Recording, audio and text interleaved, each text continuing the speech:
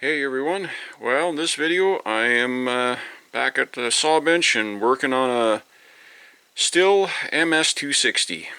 This is not one of my saws. This is actually a saw for my nephew. Picked this up last year, but he decided to do a muffler mod because these had a awful restricted muffler on them. Well, when he had the muffler off, the exhaust port was pretty much almost plug solid with carbon. So at that point he decided to pull the top end on it and discovered that there's the whole top, I guess, of the cylinder was all baked full of old crusty carbon. So he spent quite a bit of time overall cleaning on this saw. It was he said the saw was filthy. Now this saw is actually overall in pretty good shape. I've looked it over. I think this is a 2008 model year by the tag on the handle or the tank. So if that's correct to this saw, then that's what it is. I went ahead and he was asking me what he could do for mods to make these a little better than they already are. I told him there's a few things you could try and do. He didn't get around to working on it right away, I guess, and then he talked about working on it and kept questioning me and talking to me about it. So I just said, well, do you want me to do some work on it for you? He says, yeah, sure, if you want to see if you can do a little bit of performance work on it for me, I'd be happy with that. So I've had it sitting in my shop here the last few months, but through the spring here I've been busy and well, haven't gotten to working on it like I should have. I've been meaning to do it and just haven't. Went ahead and cleaned up the piston. It had an unbelievable amount of hard coked on old carbon, and I mean it was practically embedded in the piston. I worked at it quite a while to finally get it cleaned up, and I went ahead and remounted the piston and sat the cylinder on and mapped out the piston, and yep, I went ahead and cut the piston skirts on the piston to give it more intake. Went ahead and elongated the lower transfers. Nope, I don't have a way of doing the upper transfers. I didn't touch anything on the exhaust port other than I went ahead and with my small rotary tool and cleaned up some real heavy overflash casting that was in here, which was probably the start of catching all that carbon. And somebody at some point before him, when they had this saw, was using a poor grade two-stroke oil, because there still was baked in or baked on carbon almost right into the magnesium or the aluminum of the cylinder. So cleaned that up, got that taken care of. Then did my little bit of texturing on the intake port. Didn't lower the floor of the port or widen it or do anything like that. Now some will argue and say you're losing overall volume by doing that. It's not the point. Why I do it is to try and create better fuel atomization and get a little bit better flow by ramping the lowers so they transition up into the upper port, transfer port better. They have kind of a weird blocked off square wall on these, so I find it interesting here on YouTube that some of the big name porters laugh at guys like me that do this kind of stuff and say that it's a waste of time and there's no actual benefit to opening up the lower transfers or ramping them. I heard one guy literally in one video going on and on bashing amateur porters or guys like me that do stuff like this, saying that they're wasting their time. And then literally 4 days later he posted a video showing his port work, and he says he does little to nothing on the upper transfers and he gets big gains by opening up the lower transfers. He did a 100% contradiction of himself and a 180-degree turn. So one of those it's okay if I do it and it's a joke if you do it type of thing. So whatever. I've been doing this for a while on a lot of saws, both Stihl and Husqvarna, that have this sort of style of internal window close port, whatever you want to call it.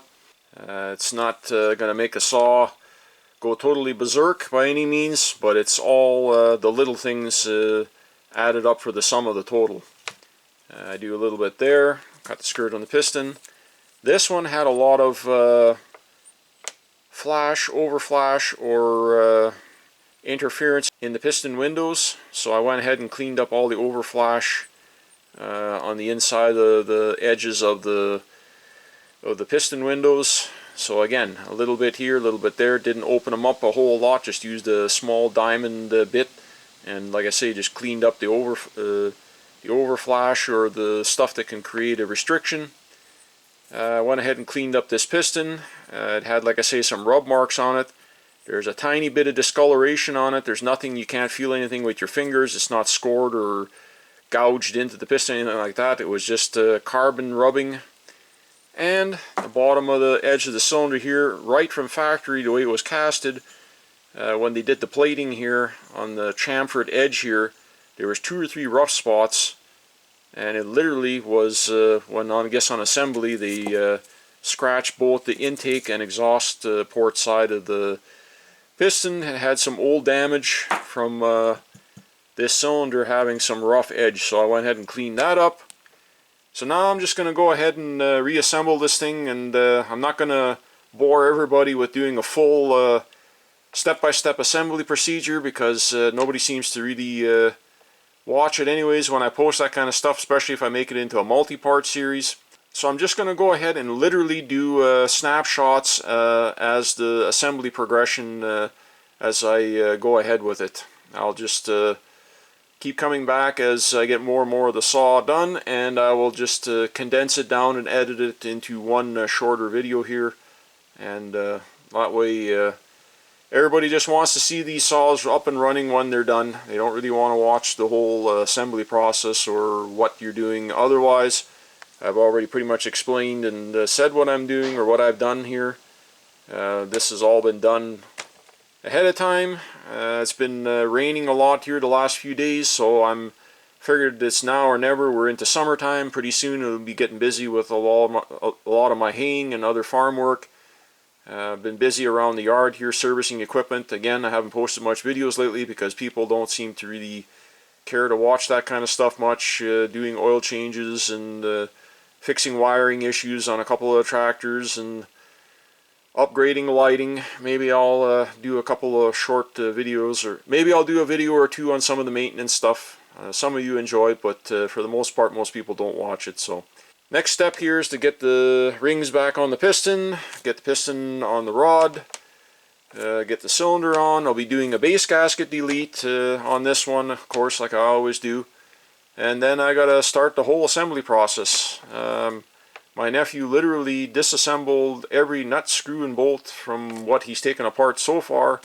He even took the latch and knobs and the whatchamacallit off the top covers, the bushing rubbers and everything. So I don't know if it was for cleaning or why, but anyways, he took it all, everything right down to the, like I say, every little widget and nut and bolt and everything's been taken right down. He's got everything bagged, luckily, in separate bags, so it's kind of straightforward. So anyways, just gonna get on with it here. I'll bring you back here when I get the piston on and get a little more assembled here. So okay, as you can see, I've made progress here. I got the whole top end back together, got the carburetor back on it, coming along. Just gotta reassemble the muffler here right away, get that on. I checked my nephew's handiwork here on his muffler, outer muffler cover. The newer MS260s had one tiny little barely quarter-inch hole in it. The original 026s had like 3 or 4 3/8 holes in them. They were quite big. He just took and dremeled this all out, but unfortunately he left a bunch of weird metal burrs inside of here in kind of a rough job, so I cleaned up and ovaled the hole out a little nicer, and got rid of those burrs. Last thing you want to do is have any metal shards of any kind in your exhaust, because if that breaks loose it'll get sucked back in and destroy your piston and cylinder. So he had the right idea, but didn't finish the job. Really cleaned it up. He opened the hole a little bit too far over to the one side here, so it's going to be, you can see basically right through it here. It's going to be a straight shot almost right out the front of the muffler. It should have been back a little bit more, the edge over here, and cut the baffle a bit further to the backside. I opened it up here on the backside a bit so that it's a nice even you know, flow to the redirect front baffle or the. So anyways, well, it is what it is now, so it's gonna bark for a little saw. It'll be loud. It's open exhaust now, so anyways, get that together. I'm gonna go ahead and probably button up the rest of it here, and well, gotta let the sealer set up now, and that'll be a separate video. But I'll show you here when I get the last of the covers and everything on it there. Gotta get the recoil back on it, and clutch, it's got the clutch off of it. I don't know why. Clutch drum looks clean, everything is fine, but I'll grease up the needle bearing and reassemble it and get everything put back together here so that the saw is pretty much complete and good to go. And then like I say, I'll do a test fire probably tomorrow or when I get a chance here once the sealer is set up on it. I'll get some fuel in it and get it up and running and adjust the carb, and we should be good to go. All back together. It should make my nephew a good saw. Now I got to get this little bugger fueled up and do a test fire on it and do some test and tune on it. See how it's going to run now that I've gone and modified the piston, and I'll just tickle the lower transfers on the cylinder a little bit, nothing major. Piston is the biggest modification that I did there by cutting those skirts, so we'll see how it runs after doing that. If I goofed up, well, then I owe him a piston. Well, it would have worked in its stock form, but like I say, I decided to cut the skirts and see if we can get a little more push out of this saw. Make him a good little work saw. He does arborist stuff, so this saw should make him a good little ground saw for cleanup. So anyways, I think we're going to call this a video. Just like to say thanks everybody for stopping by and checking out another one, and we'll see you all on the next one.